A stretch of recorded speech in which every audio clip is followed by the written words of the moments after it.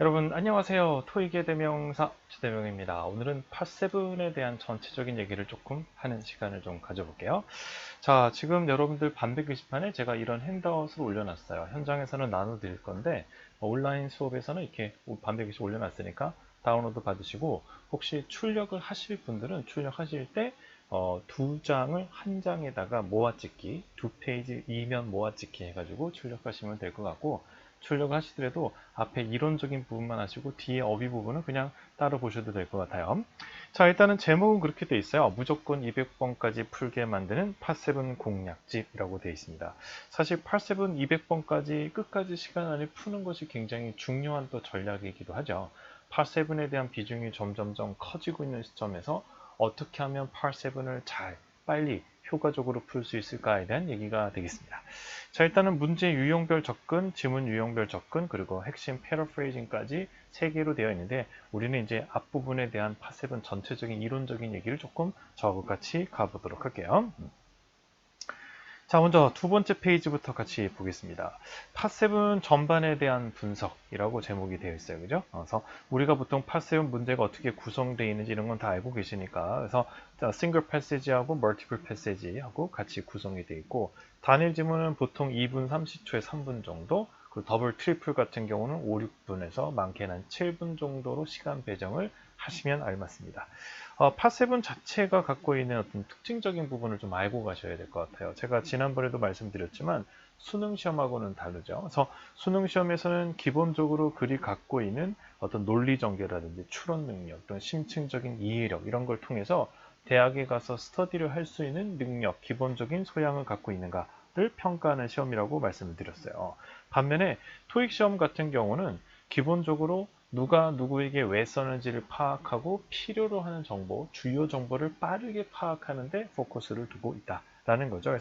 그래서 언급한 정보에 대해서 true or false에 매칭만 하면 돼요. 그래서 기본적으로 누구냐, 언제냐의 질문도 있지만 맞는 것은의 질문이 대부분입니다. 그래서 A가 B다의 부분에서 A를 알파로, B를 베타로 패러프레이징을 시켜놓기 때문에 그걸 쫓아가는 것이 힘들다라고 보시면 되겠네요. 자, 독해를 향상시키기 위해서 우리가 어떤 것들을 해야 할까요? 기본적으로 독해력을 잘하려면 무엇 때문에 독해가 잘 안 되는가를 정확히 알고 있으셔야 돼요. 그래서 첫 번째 독해에서 제일 중요한 부분은 어휘라고 말씀을 드렸죠. 그래서 어휘가 80%를 차지하고 구문 분석력이 20%를 차지합니다. 특히 어휘 쪽은 팟세븐은 대부분 패러프레이징의 핵심을 두고 있기 때문에 동의어를 굉장히 많이 알아야 돼요. 또 하나의 단어를 풀어서 설명한 걸 가져갈 수 있어야 됩니다. 예를 들면 인보이스를 주고 이 글이 뭐냐, 이 지문이 뭐 첨부한 게 인보이스다 해놓고 첨부한 게 뭐냐라고 해놓고 나서 뭐라고 해놓냐면 details 또는 summary of the purchases에서 구입한 물품에 대한 세부 항목이나 내용 이렇게 풀어놓는 경우죠. 그래서 이렇게 패러프레이징이 잘 되지 않으면 팟7은 굉장히 힘들어진다라고 보시면 돼요. 또 다이어에 대한 독해가 잘 돼야겠습니다. 구문 분석은 어차피 팟 5, 6를 하면서 자연스럽게 개선되는 부분이니까 열심히 팟 5, 6를 하시다 보면 팟 7은 자연스럽게 개선이 된다라고 보시면 돼요.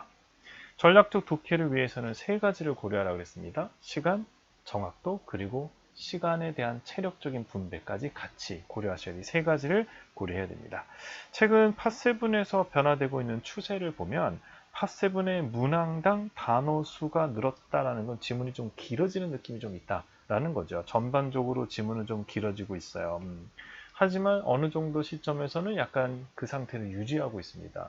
전반적으로 길어지면서 어떤 거랑 비교하면 한 10년 전 팟7하고 비교하면 확실히 지문이 많이 길어졌구나 라는 생각이 드는데 뭐 작년과 비교하면 별 차이가 없다라는 얘기죠. 그래서 이런 느낌을 그대로 가요. 그래서 결국은 이제는 좀 fast reading, 속독이 굉장히 필요한 상황입니다. 결국 어느 정도 영어를 좀 해야 고득점이 나온다. 라고 볼 수 있죠. 그냥 500인데 토익학원 2달 다니면 900대 이런 시절은 지났어요. 그건 옛날 얘기예요. 팟5 문제가 더 비중이 클 때.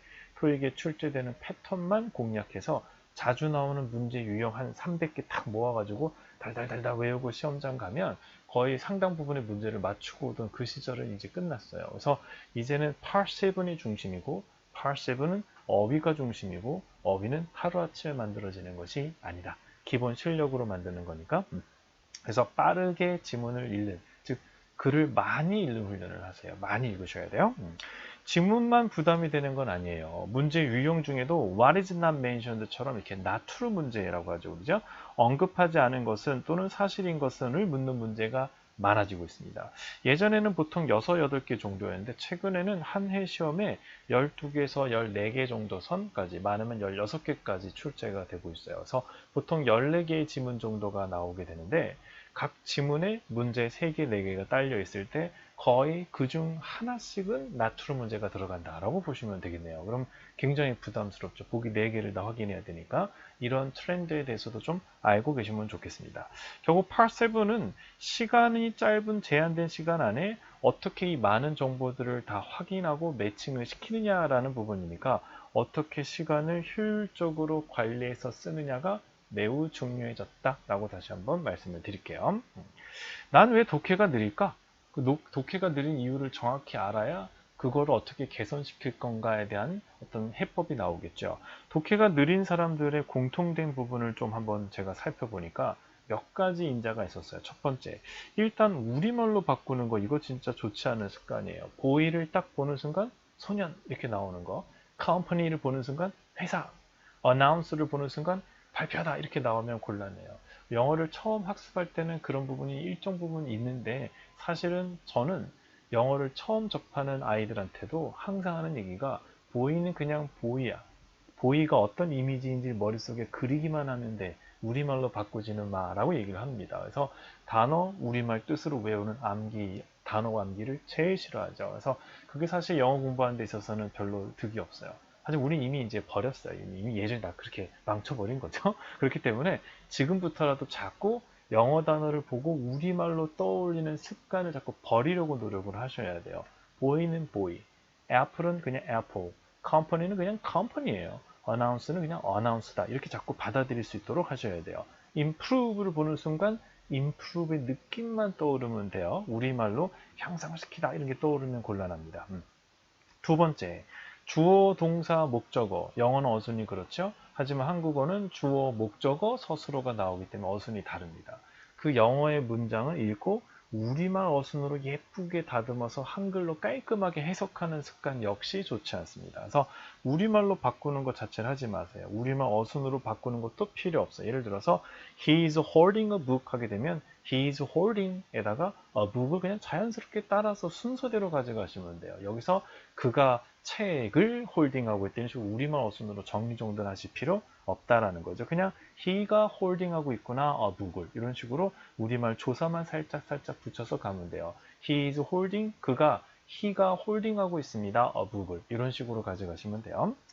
수식어 구조 역시 끌어다 붙이는 거 좋지 않습니다. 그래서 명사 뒤에 관계절을 붙였을 때 관계절 해석해서 뭐뭐뭐뭐 하는 명사 이런 식으로 가져가는, 즉 우리말 해석 형태, 우리말로 해석하는 느낌으로 영어 독해를 하는 것은 영어를 독해하는 데 있어서의 원활함을 떨어뜨리는 저해 요소가 된다라는 얘기가 되겠죠. 절대 그렇게 하지 마세요. 예를 들어 This is Susan who I like가 나오면 This is 수잔이에요. who I like, 내가 좋아하는, 이렇게 그냥 풀어서 가시면 돼요. 내가 좋아하는 수잔입니다. 이 사람은 내가 좋아하는 수잔입니다. 이렇게 정리정돈하지 마시라라는 얘기입니다.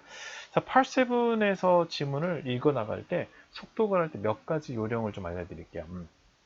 한 문장에 키워드 한 두세 개를 빠르게 잡아나가는 것이 전체적으로는 속독이 아주 중요한 요소가 돼요. 물론 이건 기본 독해가 되는 단계에서 들어가야겠죠. 특히 지문을 읽어가면서 but, however, unfortunately, therefore, so, as a result 이런 식으로 뭔가 결론을 짓거나 역적으로 가는 경우들 굉장히 중요한 애들이고, 또는 글을 쓴 목적이나 요구하는 내용들을 토익이 특히 많이 물어보기 때문에 Part7에서 제일 많이 나오는 질문이 뭐예요? 글 쓴 목적이 뭐냐? 두 번째로 자주 나오는 게 뭐예요? 그렇죠. 요청한 게 뭐냐? 이거거든요. 그래서 이 두 가지를 나타내는 표현들. I'm writing to do, I'm writing in response to 어쩌고저쩌고 이런 거라든지 I'd like to do 또는 I'm wondering if 부탁할 때 I would appreciate if you do 또는 could you please 이런 것들이 등장하게 되면 주목해서 읽어주세요. 그 부분에서 주요한 단서, 문제에 필요한 주요 정보를 얻을 수 있습니다. 질문의 키워드와 관련해서 지문 내용을 찾아 집중하고 그 부분만 찾아내는 약간의 searching 형태로 읽으셔야 돼요. 스키밍이라는 것은 빠르게 읽으면서 키워드만 잡아내는 거고, 스캐닝은 전체를 쭉 훑으면서 키워드를 바로 잡는 건데, 이 경우는 보통 수치, 날짜, 사람 이름 같은 것들이 가능한데, 보통 날짜라든지 시각, 가격 같은 것들이나 회사나 사람 이름 같은 것들은 이 스캐닝의 기술을 사용하시면 됩니다. 스캐닝은 특히 나트루 문제 같은 것들의 보기의 정답을 빠르게 확인하는 데 아주 요긴하게 쓰이고요. 전체 파셀 문제에서 스캐닝을 통해서 약 20%에서 25% 정도는 해결이 가능하기 때문에 보기 4개 중에 하나 정도, 4문제 중에 한 문제 정도는 스캐닝을 통해서 시간을 세이브할 수 있습니다. 스캐닝 기술을 잘 활용하세요. 자, 전략적 독해를 하기 위해서 어떻게 접근하는 게 좋을까? 몇 번 설명드린 겁니다만, 첫 번째는 일단 글의 종류부터 보세요. 글의 종류에 따라 자주 나오는 질문과 유형들이 다르니까 글의 구성도 다르죠.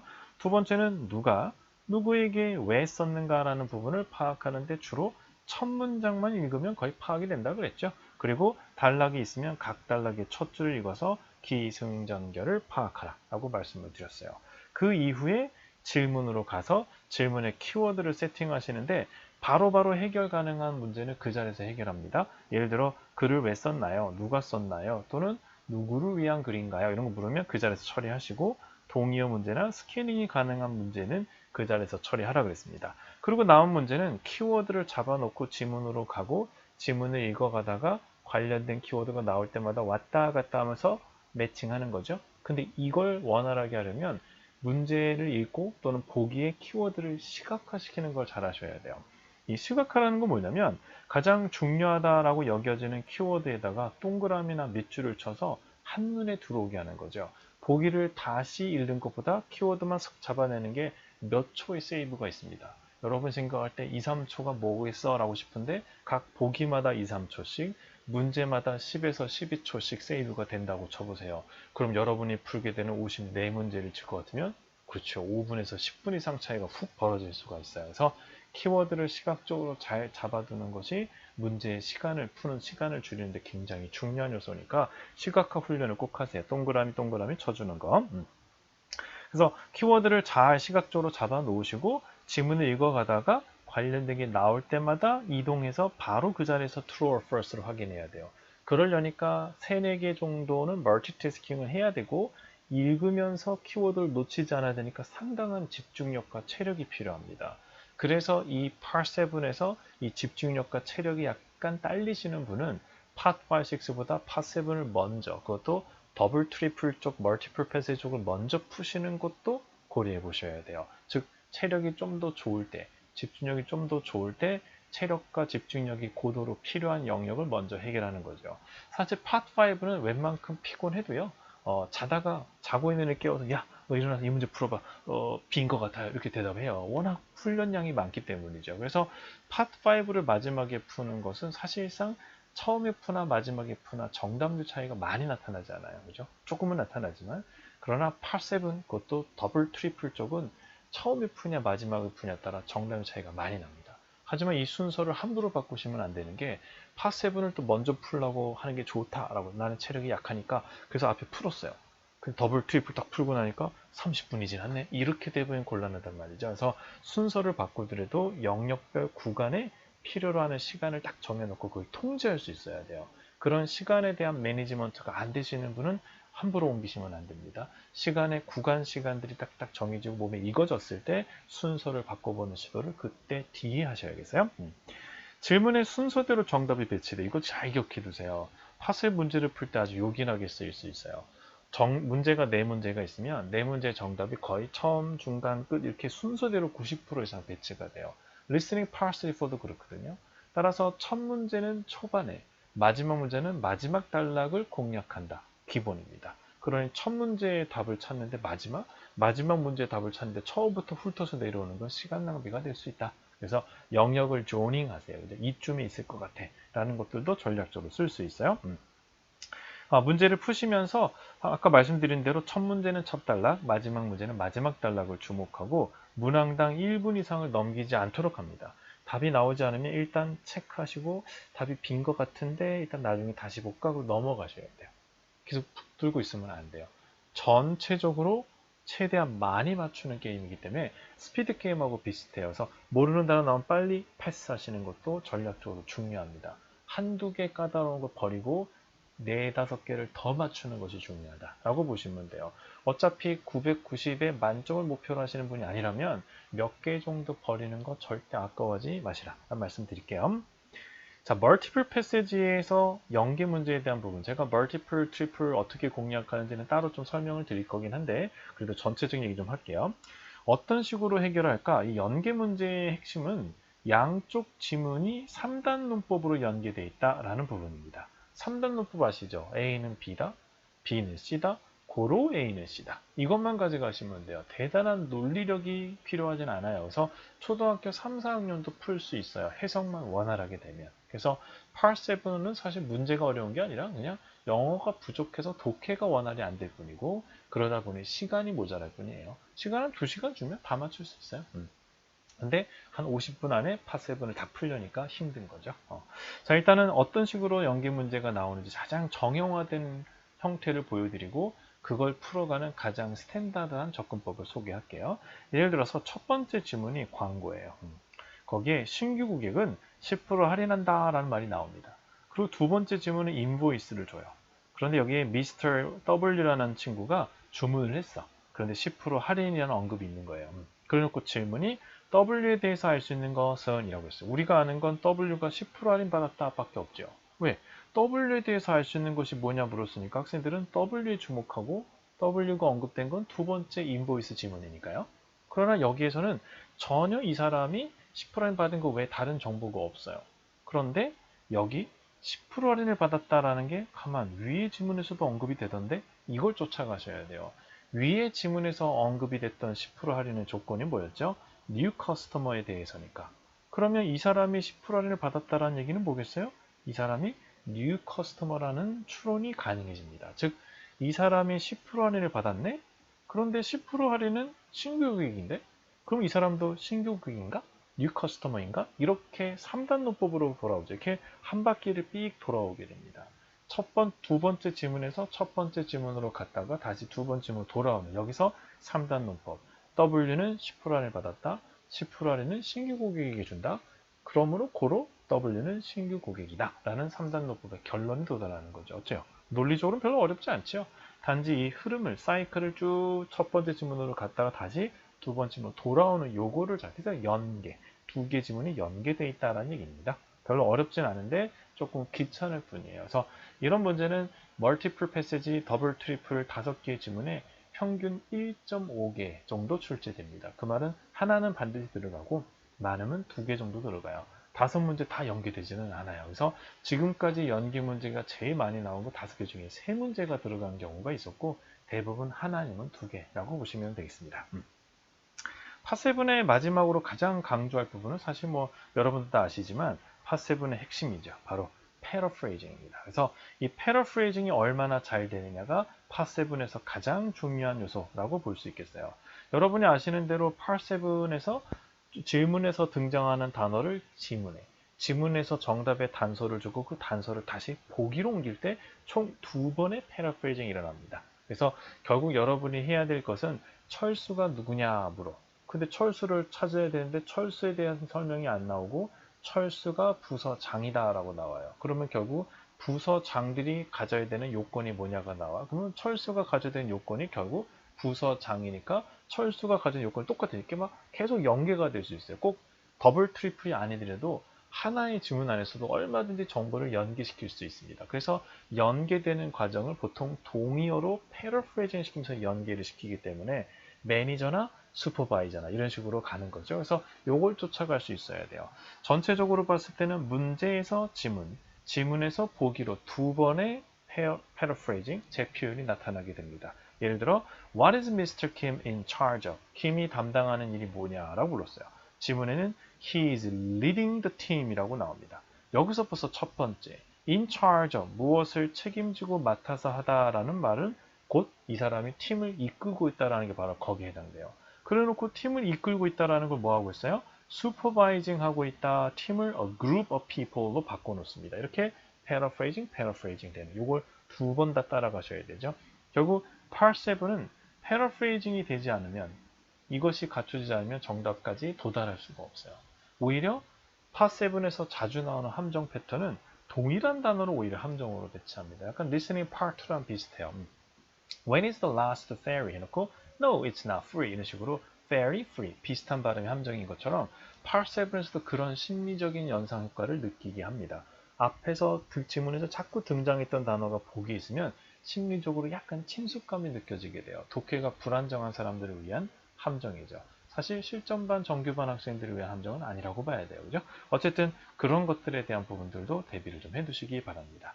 자, 뒤에 나오는 부분들은 문제 유형들에 대해서 자주 나오는 질문과 자주 나오는 어휘들 또는 중요한 패러프레이징들에 대한 정리를 좀 해놓은 거니까 이건 여러분들이 한번 혼자 읽어보시면 될 것 같습니다.